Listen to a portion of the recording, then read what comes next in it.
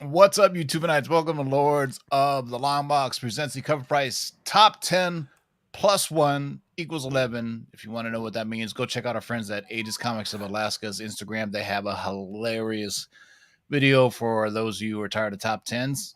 We are a top 11. Thank you, Aegis Comics of Alaska. But while you guys are congregating, what we haven't said the word in a bit, and this gets me hyped because pretty soon we're gonna have a new intro that I'm working on, and What's not up? spoilers. Jesus Christ.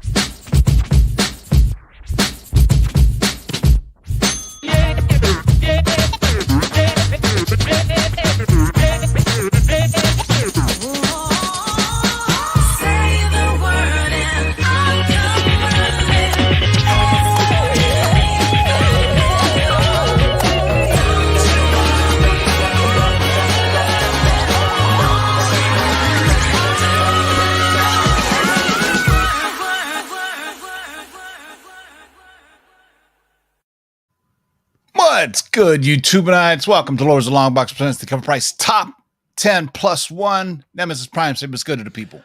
What's going on, everybody? It's a Tuesday night. That's it. All right. Hey, man, a few words. Speaking of which, Manimal, say what's good to the people. What's up, everybody? Damn, that was super low energy from Justin right there. I know. I felt like I was about ready to take a nap right now. Reminded me of somebody else who used to be on our show. They used to be like, take naps like during the show and like, you know what, I'm not feeling it anymore. He's out. Congratulations to Laura. I dubbed thee a wrench, the first female wrench of Lords of the Long Box and Ladies of the Long Box. Make sure you check out after our show, Nearing Nirvana. You'll be redirected to them. There's some great gals over there that are doing some cool stuff with comic book stuff. But first, let's get right to it. This is the Cover Price Top 10, sponsored by Cover Price for your price guides, collections, and trends. This is basically a list of the top 10 books in both in value and in percentage of growth. So don't shoot the messenger, man. This is off of real sales data. Okay. As always, there's normally a book that's doesn't quite crack the top 10 that's worth an honorable mention. And what is that book this week?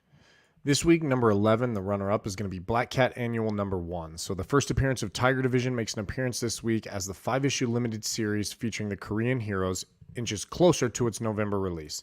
Fan reaction to the team comprised of the General, Luna Snow, Mr. Enigma, Gunnar 2, Lady Bright, and White Fox was relatively small but stellar, leading to increased hype for the upcoming release. Those fans made it known in the aftermarket as we tracked 11 copies sold, 7-day trend of 150%, high sale of $25 for a raw copy, and a near mint raw fair market value of $19. I think Book's that's been on kinda here for a smart. while. I feel like keeps coming back. Yeah, You know? I mean, Yeah. do you remember the White Fox covers that were hot for a Mhm. minute? I Mhm. think Marvel has found a way to tap into the Asian audience because Japan is famously known for their manga, right? They're not really into comics per se. And Korea was the same way, but they started introducing some Korean characters. I mean, in the Philippines with Wave and things of that nature. So, of course, you got the Agents of Atlas, and then Shang-Chi. So why not delve into those areas, man? But yeah, White Fox isn't White Fox one of those characters that was debuted in like a video game or web series first or something like that? It wasn't in Yeah, physical White media. Fox is part of the Contest of Champions. And Luna- Swordmaster, right? No, and No. Luna Snow is in the Luna Agents of Snow, yeah. Atlas. Yeah, very interesting. Yeah. Speaking of which, when that game came out, I was like Midnight Suns. I was like, I can't wait to play that game. I keep on seeing videos and videos for it, and I haven't even seen it come out yet. But anyway, runner-up is Black Cat Annual #1 Raw Dog 25 Bones. All right, let's get right to it. What do we have for number 10? Well, from Felicia Hardy right on to Web of Spider-Man, number 118. We had this on the list last week. One leaked image from Hasbro's Game of Trouble themed for characters and images from the upcoming Spider-Verse film featured a surprising inclusion of Scarlet Spider, a.k.a. Mr. Ben Reilly himself. With this leak, Scarlet's first appearance in this issue has flown off the aftermarket shelves. Of course, the film's screen time and specific focus on the Spider characters will vary, but Ben has a recognizably look and the notorious storyline as well. We've tracked 16 copies last week, a 7-day uptrend of 102%, and had a high sale of $1,000 for a CGC. It's crazy. 9.8, and fair market value is about $100. Rightfully so, considering how cool the character and his origin is. Damn it! I forgot to wear I have that same hoodie vest Next that week. I would never wear in public because it's a hoodie vest, right? But it came in a Marvel thing. I wear it for the Shaker Show because first of all, it's like made of like sweater material, but it has no sleeves. So it's like, all right, what am I going to wear in the wintertime? I guess you can wear like a long sleeve underneath it. I just Go to I'm the just gym not and that- wear it. I'm just not that cool. No, you'll sweat like well, I guess it's good to sweat, but yeah, trust me, right now it's like 95 degrees, so I'm done with sweating. So number 10 on the list is what? I don't want to go on a tangent here, but I feel like this is a recent thing, like definitely post pandemic, that toy leaks have really moved the market. Yeah, we had the Lego stuff for a while. Yeah, I mean, am I crazy in thinking that No. now it seems to be ratcheted up a lot? Anytime a toy comes out, like they pounce on them. I'm just not sure it has anything to do with the pandemic. I just think as the world we live in now is like it's That's getting true, harder and harder to keep anything a secret. I mean, the companies and the toys they got to promote. They want them out there. They want them out there before. They want to make as much profit as possible. So it's just Where do you even buy toys? I mean, Target. That's Target? it. I mean, Yeah, I guess Pretty so. much. I guess Walmart. Walgreens. KB Toys. Yeah, dude, yeah. Right after KB Toys, why don't you head over to Miller's Outpost? Miller's Outpost sent you a pair of Levi 501s. Is that a Cali thing? You guys didn't have Miller's Outpost? I've never heard of Miller's Outpost. No, we got 501s though. Yeah, well, Miller's Outpost was like a clothing store you could buy Levi's in it, and they were only in malls though. This was I'm dating myself now, but anyway, Web of Spider-Man number 118. Those are Cali. You remember Miller's Outpost? All right, so Web of Spider-Man number 118 coming in at number 10. What do we got for number 9? Number 9, we got Black Cat Annual #1, the second print. This is going to be a San Diego Comic-Con, revealed a wealth of information to the collecting community. Somewhat overshadowed, the Tiger Division is finally getting its time in the sun. On November 2nd, the Tiger Division will debut in their own limited series. The team will consist of White Fox, Luna Snow, Taiguchi, Lady Bright, Mr. Enigma, the General, and Gunnar 2. Black Cat Annual #1 is the debut of the Tiger Division. Even harder to find is the second printing of this book. 12 copies sold, 7-day trend of 158%, high sale of $40 for a raw copy, with a fair market value of $16 for this book. Yeah, no offense weird if we butchered any names on here. It's just come on. Yeah. Let me see if It's hard for me to pronounce Asian names. I apologize. Yeah, and you hate tall people, so And there's I do that. hate too. tall. I hate people taller than me. I don't hate tall. Oh, taller people. than you, yeah, you bastard. Anyway, the truth comes out. All right, so Black Cat Annual. Well, at least it's not as bad as Green Lantern holding a bag of tamales. So there's that. It's So, wild. oh my God, Black Cat Annual #1 coming in at number 9. What do we He got couldn't for even he couldn't even keep all the tamales in the bag either. That was like the issue. That's my thing down here in El Paso, man. You don't waste tamales. So like that was the most offensive part of that was like they were all spilling out of the bag, going all over the place. Yeah. First, I mean, like I'm pretty sure, like in Texas and California during Christmas, there you go to the tamale lady, right? There's a lady that makes the tamale. You don't buy them. Every house here makes them, dude. Like, Exactly. That's what their families get together and they make them, exactly. Bro. You don't go to a store to buy your tamales. You go to the tamale lady who opens up her garage or has them on her front yard or whatever. I go to my mother-in-law. Oh man. So Black Cat Annual #1, the second print, the Sung Hung Yoon variant. That's a dope cover. I dig this. I like kind of the look on it. The actually says Tiger Division right there on the cover too. It's got an Exo Manowar look to it, in my opinion. Yeah, it makes me really feel like Valiant Comics there. Yeah. Didn't Brett Booth do a run on Exo Manowar? I'm trying to think. Believe so. Yeah. Oh, his art. I still love his art because it's very 90s, but it's I think he did Bloodshot. Something he did something for Valiant. Yeah, he was in Valiant recently. He's definitely in the vein of like Tom McFarlane still, but in a good way. So Black Cat Annual #1, second print, coming in #9. What do we got for #8? We got the What If Planet Hulk issue from Marvel from 2007. So in addition to having an excellent cover, the son of Hulk, Scar, makes his first appearance in this issue. This book is first peaked last year in June with a 9.8 sale, selling at $799.95. While it never dropped significantly, the price has settled, but has begun to spike up again thanks to some minor glimpses / events that occurred in the first episode of She-Hulk.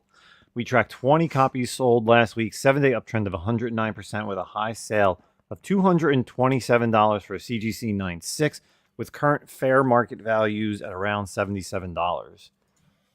Damn. I think I have this. I mean, I bought this way back when it was Thor Ragnarok, right? And that was the spec then, right? Back, way back when. But on its own, this is a great read, by the way. I don't want to give it away a spoiler, but it kind of flips the script, right? Where should I spoil it? Well, people, Yeah, I don't know. 2007. Come on. People don't even care anymore. So in this story, Hulk's wife comes to Earth to revenge him because they end up successfully killing the Hulk, right? The Illuminati did. So she comes to Earth and just wrecks shit. I mean, she just wrecks it. That's the character. So the whole rumor, because if you've seen episode 1 and episode 2, actually, it says Hulk is going back to Sakaar for some unfinished business, whatever that may be. But all right. #8 on the list is What If Planet Hulk. Back when this is when What If doesn't even, they stopped numbering them. They just said What If.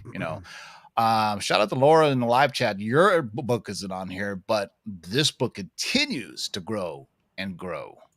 Yeah, it's crazy. This book just keeps coming back. So 8 Billion Genies #1. What's left to say about this book? It refuses to leave the list. Track 27 copies sold, 7-day trend of 114%. High sale of $235 for a CGC 9.8, and a new high on this first issue with the growing fair market value raw price of $63. Wow, man. That's amazing. That I mean, this is, it's been optioned. I mean, if it's gonna come, if it shows up, we can tell you before. Hollywood is littered full of developments that never get done, and so I hope it gets done because right now we're at the height of comic book IP being developed onto multiple different platforms. It's kind of amazing. And before I get into tangent. There was a Sylvester Stallone film called The Samaritan. Yeah. Did you see that? I was entertained. It wasn't bad. I mean, it was okay, even though, Sylvester Stallone is, say what you will, but it was like a weird kind of, it looked like Detroit from RoboCop, basically, right? When it was all messed up. Shout out to our homeboy Ryan. Get well soon, brother. All right, we're more than halfway there. I forgot to mention our sponsor, My Slabs. You tired of paying 10, 15, 20%? Join the 1% revolution. The platform designed by collectors for collectors just got even better. MySlabbed.com is proud to now feature dedicated sections for both raw cards and raw comic books. Browse over 100,000 slab collectibles, authenticated by the industry's most trusted grading companies. Then check out a massive selection of sealed wax and now raw singles and raw lots. Join a passionate, no-nonsense community of nearly 50,000 members and enjoy some of the best buyer and seller protection in the business. And as always, MySlabs offers one of the most disruptive pricing models in the hobby, with seller fees as low as only 1%. So the next time you're forced to pay 10%, 20%, or more to sell something from your collection, head over to MySlabs.com, the low-fee marketplace. By collectors, for collectors.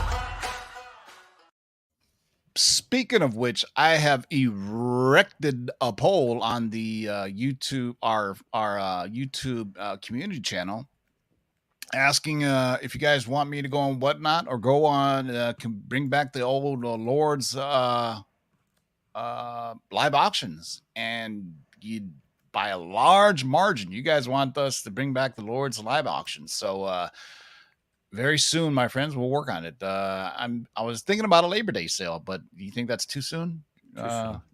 Too soon? Yeah, we need to plan things out. So we'll plan something out and do our good old fashioned Lord's auction that we normally do, and get killer deals, and and absolutely no fees at all for anybody. It's really just us selling to you and you buying stuff. So cop it. So all right. So number 7 on the list, 8 Billion Genies numero uno. What do we got for number 6? Well, I guess you're not an influencer. Batman 423, Todd McFarlane, 2002 Toronto Fan Expo, the gold foil variant. So DC put out one of these books at MegaCon, the top 10 back in June. It was reprinted for Orlando's MegaCon. The reprinted virgin foil caught the eyes of many attendees with record-breaking attendance. The book sold out within a few hours. It seems the same rings true for the Toronto convention. A way to distinguish the two is the color swap on the backgrounds. The MegaCon cover has a fair market value of $378 with an orange background with a yellow moon. The Toronto one with a fair market value of $127 flips the colors with a yellow being the dominant color. Last week we tracked 15 copies sold, 7-day uptrend of 215%, and had a high sale of $175 for a near mint plus copy. That doesn't really go with all the ones that were sold on Whatnot this past week. So who was the retailer that created this foil variant? Fan Expo specifically. Oh, so it was Fan Expo. Okay, yeah. It was directly from Toronto. You know what I found out today? Who did the internal art on this was Dave Cockrum from the X-Men. Whoa! Did not know that. If you look at the regular cover, it'll have the artist and writer's name, and it was Dave Cockrum because Moneyball on Twitter I think it was my friend Moneyball on Twitter. He had shared a screenshot of something from somewhere. Let me see if I can find it. Our friend Moneyball, and it was like it was on somebody's list, and it said writer Jim Starlin, artist Dave Cockrum, which is kind of true, but people are in it for Todd McFarlane's cover art. The ever-flowing, never-ending cape that just goes on forever and ever. But if you like McFarlane doing Batman covers, go check out also his run on Detective, which is awesome. I love those covers. He did 3 of the 4. I think was it Alan Davis did one of the other ones. He famously did year 2. The one with the holster, the gun and holster. Yeah, but those are. I always seek those out whenever I can look for them, and I think they're being priced out now because the Todd father has his following. What are you going to do? All right, so number 6 on the list. Let's get right to number 5. Number 5 is the sensational She-Hulk number 1. So the excitement for She-Hulk has ebbed slightly, falling to our runner-up list as anticipation for other projects takes some of the spotlight. While many are chasing She-Hulk's first appearance, her second series meta-aware and third wall-breaking first issue has garnered much interest. She-Hulk finds her specific tone and style in this series that has carried through her numerous comic book series and provided inspiration for the upcoming Disney Plus show. Tracked 34 copies sold, 7-day trend of 103%, with a high sale of $220 for a CGC 9.8.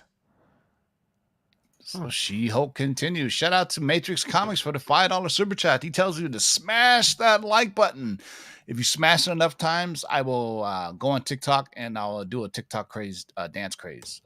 Yes, I finally had to create a TikTok account because I wanted to see the Detroit slides that were all over the place. The death slides in Detroit. If you haven't seen it, go on TikTok and it is hilarious that there's metal slide that they brought back to life and people are just going down and they are getting murked. Oh my god, it is absolutely hilarious. But yeah, the TikTok is I heard people just go down the TikTok hole and never come out. So Sensational She-Hulk number 1 coming in at number 5. What do we got for number 4? We got another one from last week. We got the Frank Miller Presents Ashcan limited to 12,000 copies. What a way to celebrate the first release under your new imprint. Frank Miller launched Frank Miller Presents alongside this book. Frank Miller made a huge gesture into the community and sent this limited 12,000 copy print run to local comic shops for free with a suggested retail value of $1. Not only that, but it also features a sequel to his famous work, Ronin. Fans are eager to acquire something this noteworthy, and the aftermarket is reacting accordingly. We tracked 65 copies sold last week, a 7-day uptrend of 69%, and had a high sale of $30 for a raw copy. However, the raw fair market value has settled back down to about $10 due to the large supply available on sites like eBay. Still can't believe Ronin didn't show up on this list after a week. Shocking. Yeah, I mean, I guess they want the original. I'm still bugged out by that Ancient Enemies thing. It looks like Yoda on crack, like his eyes bugged out. I mean, am I the only one thinking Gollum maybe? But yeah, I'm digging the art. I'm digging the artwork on the top because I know that's not Frank Miller drawing Ronin book 2. Because I've seen his recent art and it's not that cool. He did a Spider-Man cover, so as you get older though, your arting, your artistry goes away, but you can still write. So for those fans of that, so number 4 on the list, Frank Miller Presents Ashcan Edition. Retail of $1, but hey, that doesn't stop people from taking it and flipping it. There you go. That is capitalism at its best or worse, however you want to put it. What do we got for number 3? Number 3, we have Detective Comics number 1063, the Yoshitaka Amano 1 in 25 variant. So Amano's most notable work was last year's Harley Quinn number 1. Taking it a step further, Amano delivers a mesmerizing ratio cover that captures an abundance of emotions. The contrast of the colors and the subtle creature shadows truly encapsulates what seems like a dark night and morning. Tracked 52 copies sold, 7-day trend of 99%, with a high sale of $60 for a raw copy. Oh yeah, I gotta admit that is pretty dope looking. I like. Would you call that like watercolors almost? Mm-hmm. Yeah. I mean, he's known for doing all like the Final Fantasy stuff, so it's badass. Yeah. All right, so Detective 1063. Holy cow, it's amazing that we've gotten that high. Remember, we always look at on the Shaker Show. We look at Detective Comics number 40 that was back in like 1942. You're like, gosh, Jesus, they were already on 40 issues in 1942. That's amazing. So number 3 on the list is Tech 1063 for Tech Tuesday, and I think Justin may have an interest in this next book. I don't know. I have some inking suspicion. What do we got for number 2? Well, this was number 1 last week, and it dropped down only 1 spot. So Star Wars 26, the E.M. Gist regular cover from Marvel Comics, came out 2 weeks ago. A book with over 4 new first appearances will likely hold the top spot for 10 weeks. Maybe. Who knows? Although it was bumped down a spot, this book still stirs especially well. The Star Wars continues to overwhelm collectors' feeds this week, inspiring them to acquire this new release with multiple first appearances that could possibly be a significant key in the new story arc. Last week, we tracked 79 copies, had a 7-day uptrend of 89%, and had a high sale, $25 for a raw copy with fair market values, about $17 for this E.M. Gist awesome cover. We shall see. I meant, D23 is right around the corner, literally September 1st or 2nd. It starts with Disney Plus Day, and then that leads into D23. So just like WonderCon, or no, San Diego, what was it, San Diego Comic-Con? What was it? Mhm. I don't even remember. I'm gonna go live on that day if it's not streaming to see what kind of news that we can drop on there Ooh. for you. So if anybody's free, I'm gonna be going live, and if you guys, any of you fellas, want to hop on and we can react to the news. Normally D23 is a little bit better at streaming a lot of their trailers Yeah. and stuff, but they still have like an exclusive Hall H type place too, where you can only see things like, I would expect there's going to be some Star Wars news, definitely some Marvel news. So I'm looking forward to that. Even though it's right down the street, I don't think I'd ever make it back to D23 because it is a madhouse. I'm telling you. Yeah, it is crazy. It's, if you think San Diego Comic-Con is crazy, D23 and Star Wars Celebration, I know they're two separate things, but they are packed to the gills. All right, number 2 on the list of Star Wars, number 26. What? You know what? I never would have guessed this would be number 1. Then again, what do I know? Yeah, wow, this is a new one. So Trespasser number 1 from Alterna Publishers. So all it takes is an optioned book, and the market will demand to have it a part of their collection. That is the case with this book. Endeavor Content and Jason Fuchs have acquired the rights to Trespasser and aim to produce a thriller film. The story is set in a post-apocalyptic world in which a farmer and his daughter receive a visit from an individual outside of this world. Track 10 copies sold, 7-day trend of 842%. High sale of $75 for a near mint raw copy and a fair market value of $90. I've never That's even a heard cool of this published. Yeah, never heard of it. I've never heard of it either. But it's, what's cool is if you look at the top of it, it has the old school Marvel way of doing miniseries where it says it's one of a 4-issue limited series. Like you never see that anymore. I mean, I don't know if but it used to be cool. Famously, I think it was Punisher started off like 1 of 4 and ended up being 5 issues. If you remember the Punisher miniseries, right? So, and I mean, obviously Contest of Champions is the first ever Marvel miniseries, but there was a whole slew of them. Scarlet, Wanda and Vision, Scarlet Witch and Vision. Hell, there was a Hawkeye miniseries. Jack of Hearts is still one of my favorite miniseries.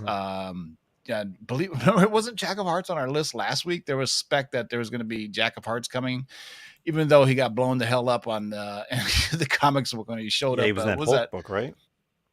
Wasn't he in that Hulk book? Yeah, he's in a Hulk book, but I think it was in Avengers Disassembled or House of M. No, Disassembled. Where he just shows up and he goes, help, and he just literally explodes in front of Avengers Mansion. So there's that, but I digress. So Trespasser, number 1 from 2017. Alterna Comics. This goes to show you Hollywood is looking at whatever it can for intellectual property to go and change stuff. That's a great comment here by Lords of Brooklyn. Hercules, West Coast Avengers, Black Panther, and Squadron Supreme. Squadron Supreme is a miniseries I'm still looking for, by the way. I have the Hercules miniseries, which is done by the great Bob Layton, which is incredible. But there you go, man. If you have this, then from back in 2017, God, I don't know. But sounds a lot like the story of Nope, the movie, right? Rancher and aliens. Don't want to give it away. I think that's what that movie is about. I'm not quite sure, but kind of. Yeah, it's kind of like that. It's very interesting though, to say the least. That's it, boys and girls. Nemesis Prime, any last words?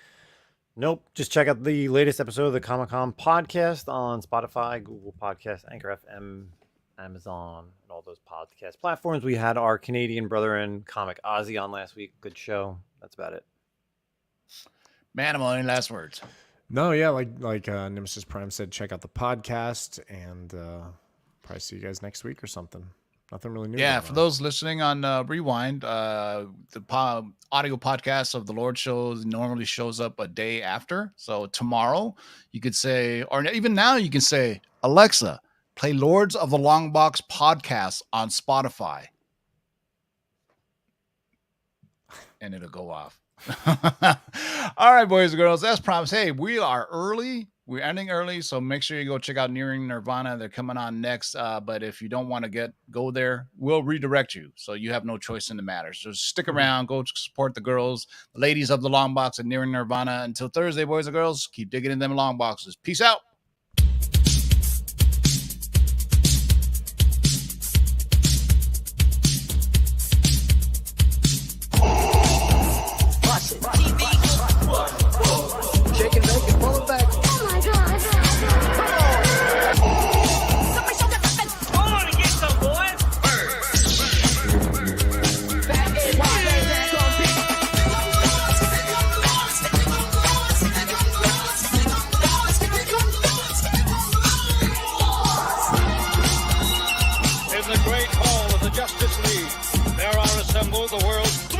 Justice Bureau, created from the cosmic legends of the universe.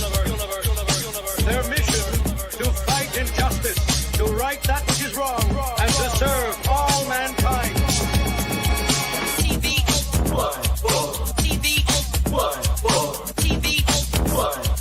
Now that's a name I've not heard.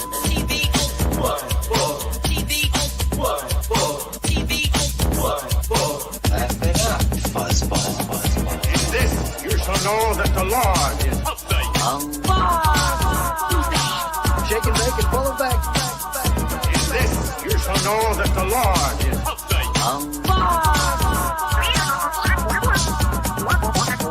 In this you shall know that the Lord is Go on and get some, boys. Jack, here's the deal. I'm the best there is. In this you shall know that the Lord is What's in the box?